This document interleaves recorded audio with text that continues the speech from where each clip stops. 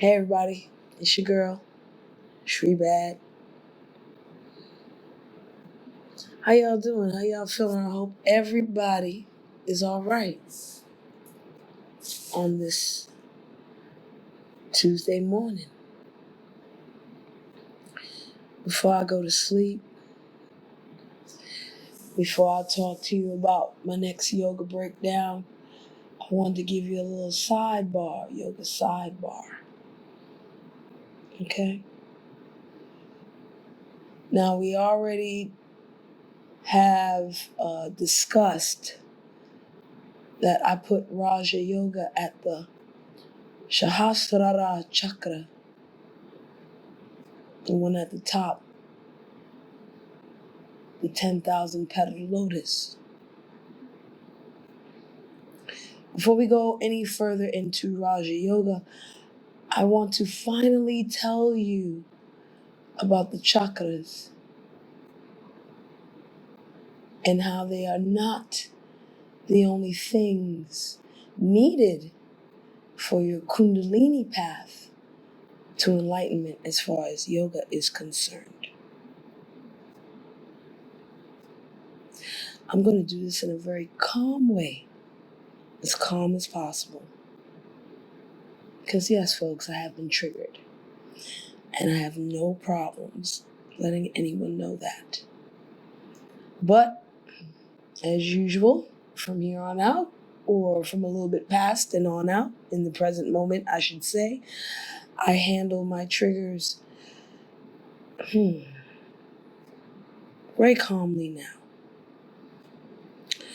So let's do an overview of these chakras. Muladhara, Swadhisthana, Manipura, Anahata, Vishuddha, Ajna, Sahasrara. Those are the names of the 7 chakras in Sanskrit. Okay? What they represent, what they mean, what colors are related to them, the bija mantras, and all that good stuff for the particular chakras are all well and nice. But like I told you before, these chakras are not real. They are spheres of energy. They are not located on the spine. And we'll explain that in a moment. It's not like there is a scientific explanation for these chakras, nor is there a scientific explanation for Kundalini, just like there is no scientific proof of chi or prana, which is your life force. Otherwise, they'd sell it to you by now.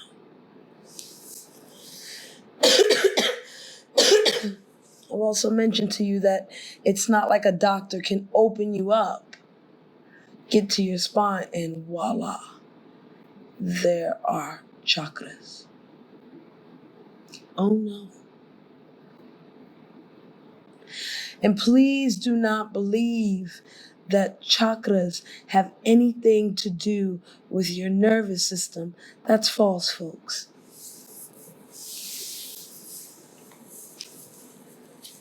Before we get to that, let's get to the Kundalini. Okay? The Kundalini is considered a coiled serpent. It is a representation of the Shakti. Excuse me. It sits at the base of your root chakra, actually a little below it, and it shakes, not just the rattling of its tail, the entire thing shakes. And usually the Kundalini can go all the way up to the Sahasrara chakra and boom, enlightenment for you. No, it don't work like that, baby. So sorry. Now, let's talk about nadis, shall we? I don't know the direct translation of what a nadi is, okay? If chakras are energy spheres known on the causal or astral planes, then nadis are the points in your causal and astral body that connects the prana to the chakras.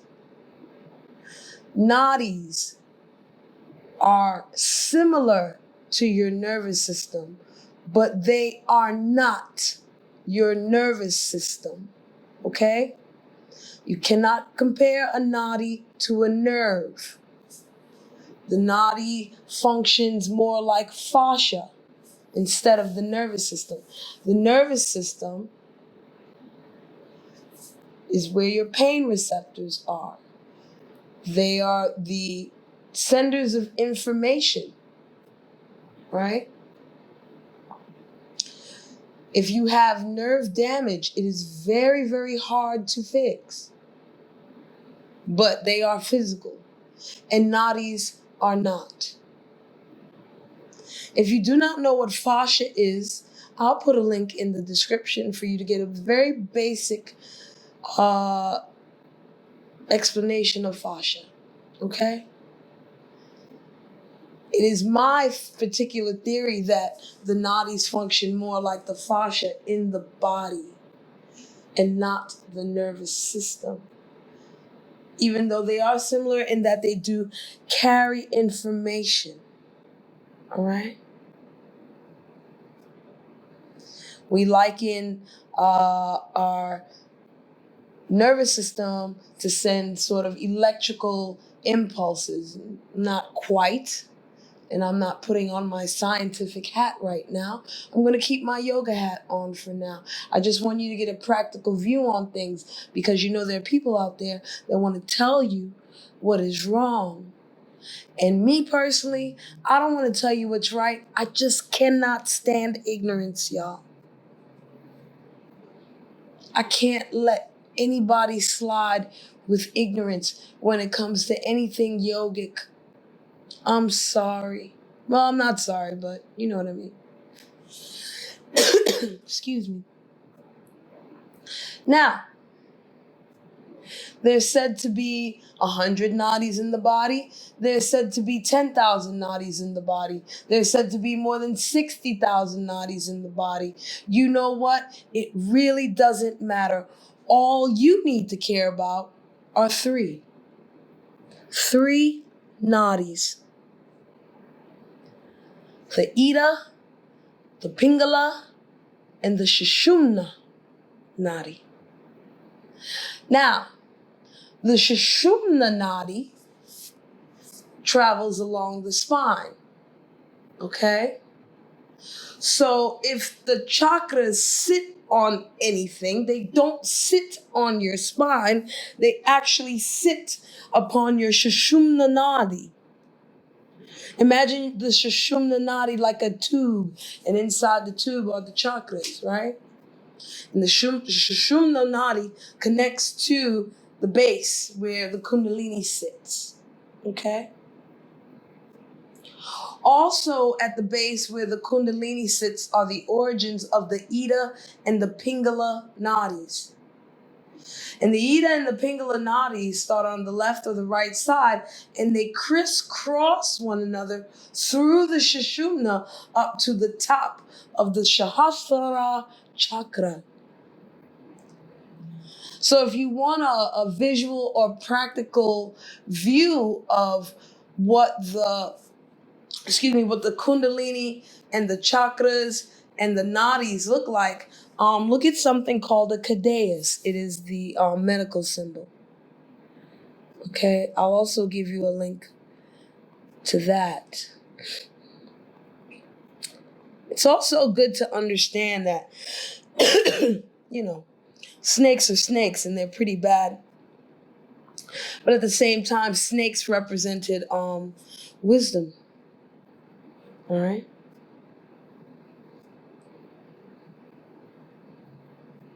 Now, of course, the picture of the Sushumna, Ida, Pingala, nadis with the Kundalini and the chakras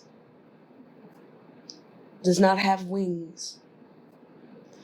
But if you take away the wings and you extend the snakes to the top of the ball, that would be what the Ida, Pingala, and Sushumna nadis look like. The ball at the top would be the Sahasrara chakra.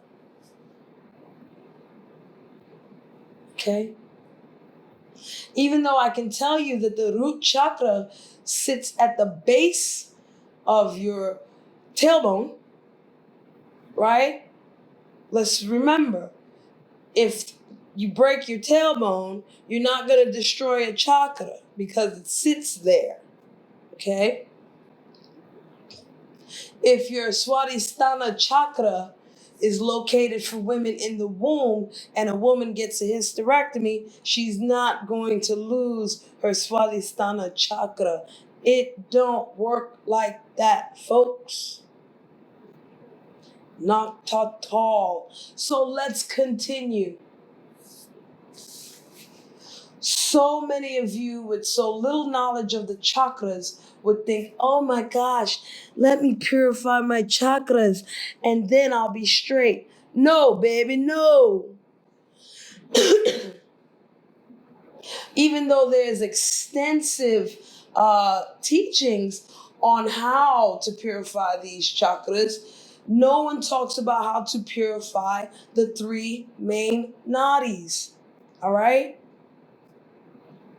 Your Kundalini rises up and down your chakras all day, every day. That's how come sometimes some people can do certain things or say certain things and then don't remember what the hell they said or don't remember what they did. Some people call that a very spiritual experience. But if you want to break it down in the yogic tantric terms of Kundalini, hey, your Kundalini, let me say it right because y'all got me fucked up. Your Kundalini hits your Sahasrara chakra and pow, for 2 seconds, you caught a little something. But that's not enough, folks. You see, all real yogis and yoginis know that playing with your Kundalini, that shit ain't easy, y'all. Not only do you have to purify your chakras, you must purify your Sushumna, your Ida, and your Pingala nadis. If any one of those three are clogged in any way, and the Kundalini rises up to your Sahasrara chakra, it can lead to mental, spiritual, emotional, and physical problems.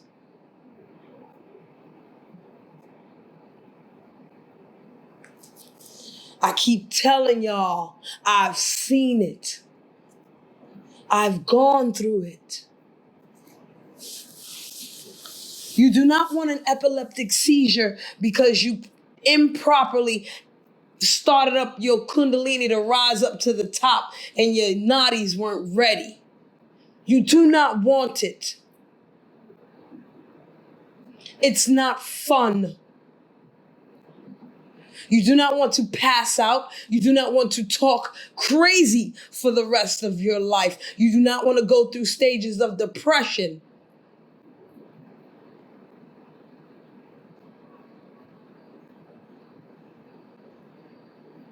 You do not want to lose feeling in your arm or in your leg. Or you do not want to lose consciousness for a certain period of time. And we'll get to that one day.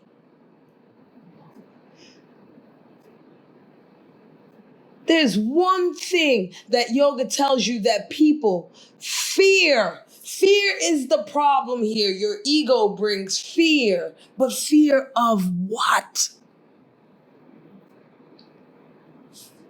It's not the fear of death. Most of y'all talk that you want to die. Most of you act like y'all don't care if you die. And a lot of you act like, if I'm gonna die, everybody gonna die. I can sacrifice myself to get every damn body. But y'all don't want it. Your fear is not the fear of death. Your fear is the fear of time. Nobody wants a slow death. Nobody.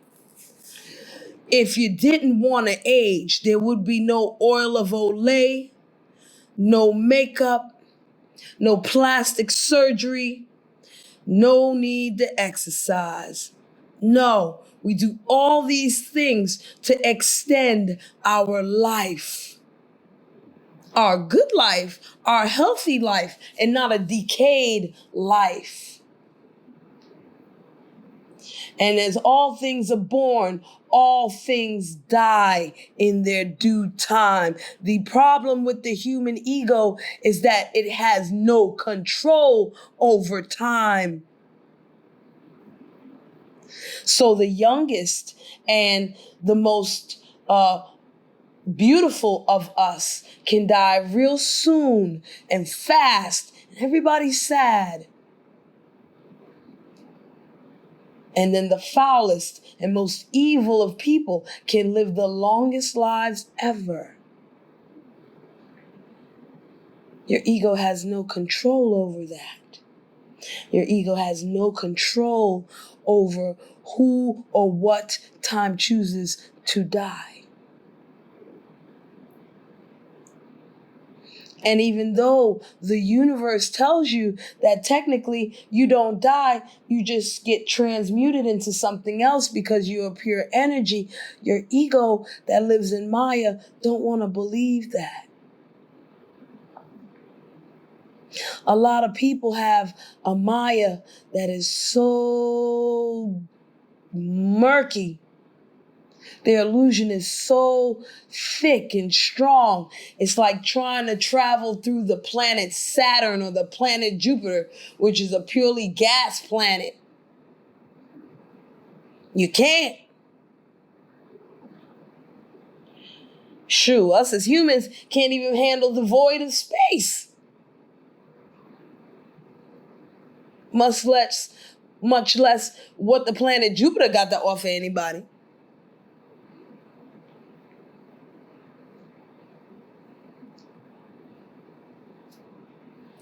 How do you purify your nadis?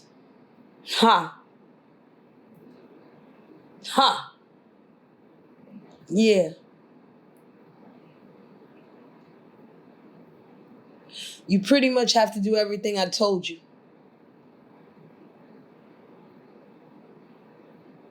So far in my yoga breakdowns. Because if you want to put everything that I have told you so far about these yoga breakdowns to the context of Kundalini, okay? The safest way to access your Kundalini and allow it to rise through the chakras is by meditation. That's the safest way. And all these different yogas, all these different paths to meditation, all these different ways to either purify your body or purify your mind or purify your earth or purify your spirit or purify your mind is how you purify these nadis. But are you ready to purify yourself? Who's ready to do some hatha yoga? Who's ready to go to the gym? Who's ready to go do some volunteer work? Who's ready to sing their hearts out to whatever they call divine? Who is ready to put faith into something other than themselves? Because that involves not only surrender, but accountability for your own bullshit. What I am right now is not enough. Let me connect to this thing to get a little bit better. Yeah, you gotta have some humility there. You gotta have some humility there. And when you go into that meditation, you have to shed your ego. You can't meditate with your ego involved. It's never gonna work. This is why these nadis have to be purified. They have to be purified from your ego, dummy. Sorry, not y'all, one person in particular.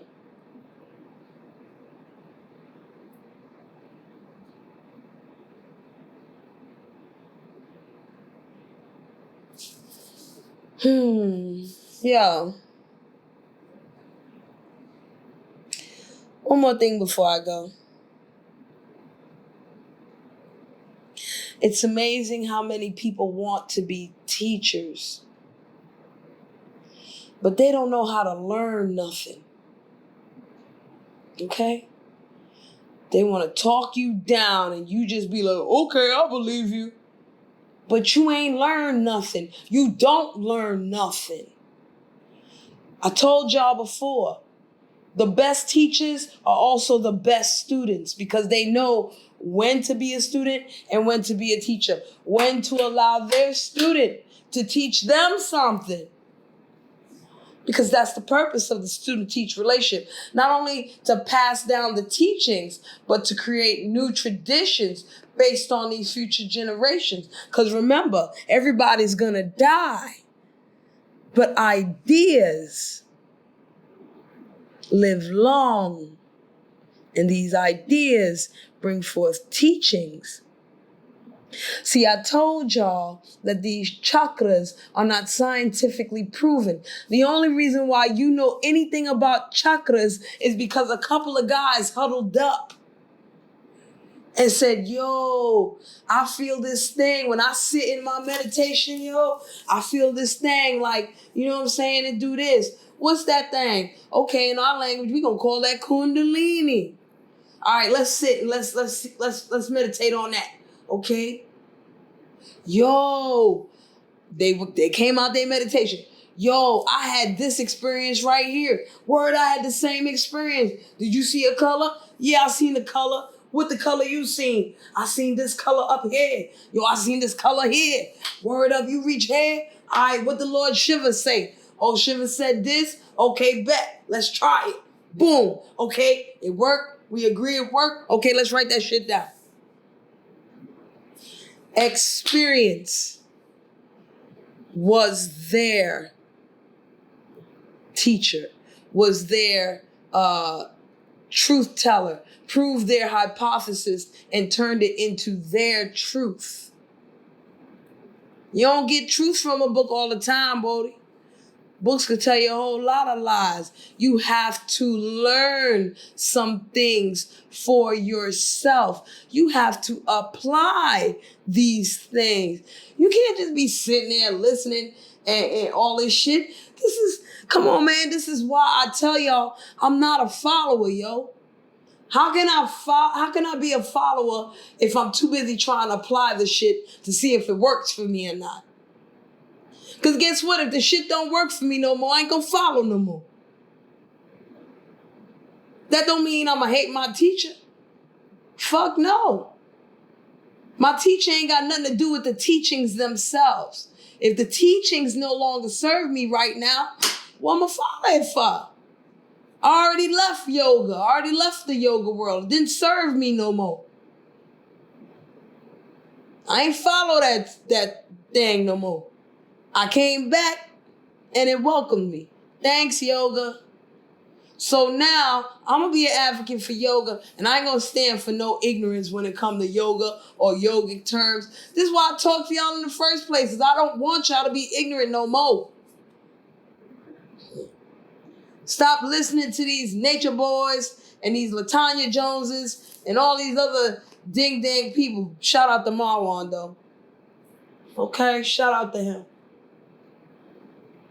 Because he did it. When the last time this lady meditated, LaTanya Jones? We will not I'm not getting into, all her problems and faults and that. Have you ever seen this woman meditate? Okay, and I'm not even going to talk about the Kama Sutra business because I surely do not want to see her have any sex. But have you ever seen her meditate? You have not seen me meditate, but clearly I know a whole lot. I do it, and one day you might see me meditate. One day I might flash a picture up. Don't be mad. I do it. Ask her, when the last time you meditated? What books do you have on the chakras? And why you not reading it, homegirl? Why you on the live with me if you ain't reading that thing? Yeah, y'all. You got to apply what you learn. You can't just go to church and listen to the man say blah, blah, blah, and don't try to apply it to your life or try to make it make sense in your own mind from your own perspective. That's a follower. Oh yeah, I'm just gonna blindly listen and don't try to do nothing. And then when your life is still fucked up, who you gonna blame? The teacher? You crazy. You can't even blame the teachings. If you ain't apply it and you ain't learned nothing from it, who you blaming? Come on, man.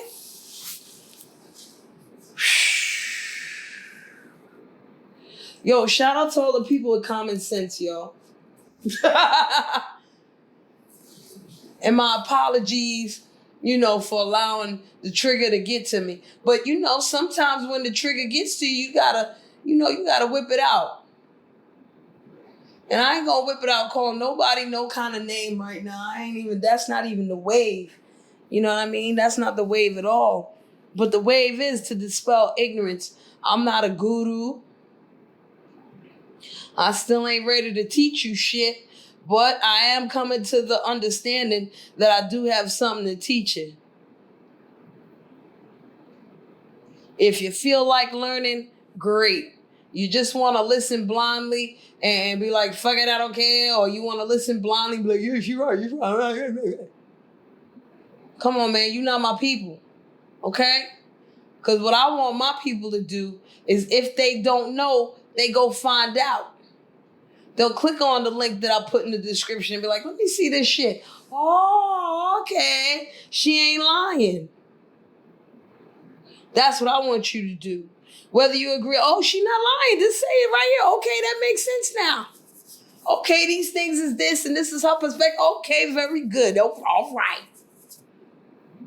I agree, I don't agree. But at least do some extra homework for yourself so you understand why you may agree or why you may not agree. And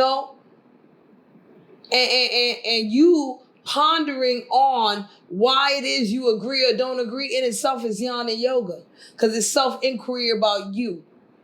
What is it about me that either resonates with Shri and what she talking or don't resonate with Shri and what she talking? That is jnana yoga. Not all the external shit. I'll give you an example.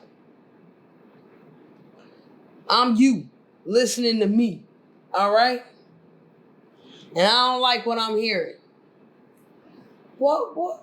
Why you don't like, and this is you talking to you now. This is jnana yoga, okay? This is how jnana yoga works. Why you don't like what Shri is talking about? Sit in silence for a while, breathe in, breathe out.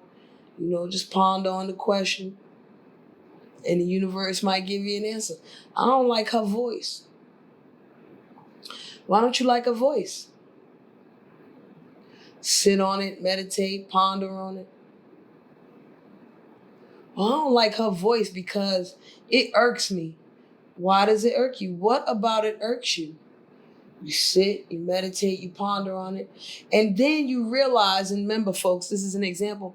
And then you remember that Shri's voice reminds you of this mean old lady that always used to tell on you to your parents when you do something wrong. She be that lady that, sit outside the porch all day watching every goddamn body. And she was mean to me. And she used to talk to me with that voice. You see how everything shifted from me back to you? How do we work on that? How do we get over this old lady that you know is dead, you ain't never gonna see again? How do we get over that? And you meditate on that some more until you figure out how to get over that shit and, release your delf, like Method Man used to say.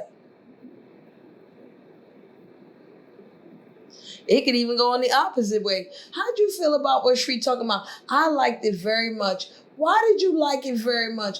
Well, I liked the way that she sounded. I liked what she was talking about, how she presented it, and da-da-da. Okay, is there anything else? No, that's it. All right, cool, we done.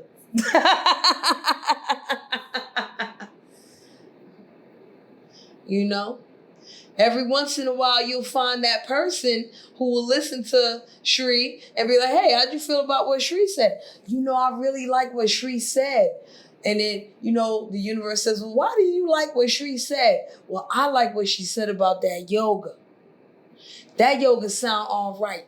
And then the universe will be like, well, which yoga did you like the best? Which one suits you the best? Well, that one, man, where the one where I go volunteer. Which one is that?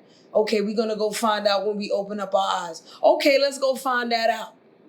And then you come out your meditation and you go find out what the fuck karma yoga is. And you go volunteer somewhere and you make it happen for yourself.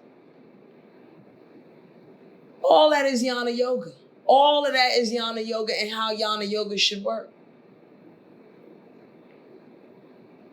That's how you purify your ego. You know what I'm saying? That's one way to purify. It's a technique to lead you to that meditation so you can get the ego out of all the chakras and all the freaking bomba clot nadis and the kundalini and all that shit.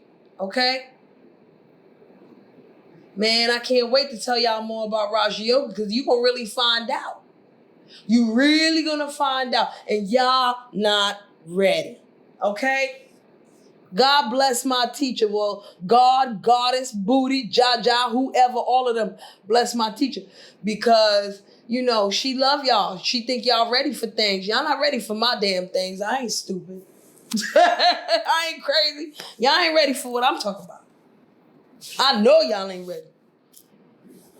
She could tell it first. And, she tell it from the Tai Chi way. And then, that'll soften the blow when I hit y'all in the head with the crazy. All right? And this is how we're going to leave out of this video. Okay? When I talk to you about Raja Yoga, I don't want to give you no happy suggestions whatsoever. It is not up to me to determine how you should act or react in what I am about to tell you about Raja Yoga. You are supposed to take it in, what you are listening to and learning, and practice it for yourself and see what happens. Okay? Good things might happen. Not so good things might happen. Okay? That's not up to me, and that's not up to the Yoga Sutras. All right? That's up to you and your ego.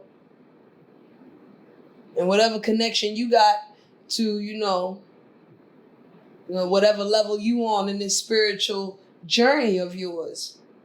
Or maybe you don't give a damn about the spiritual journey. You just don't want to hear LaTanya Jones talking too damn crazy. So, hey, that's good too. God bless. God bless you. God bless me. Bye. Oh, I can't say bye. Peace and blessings. Namaste.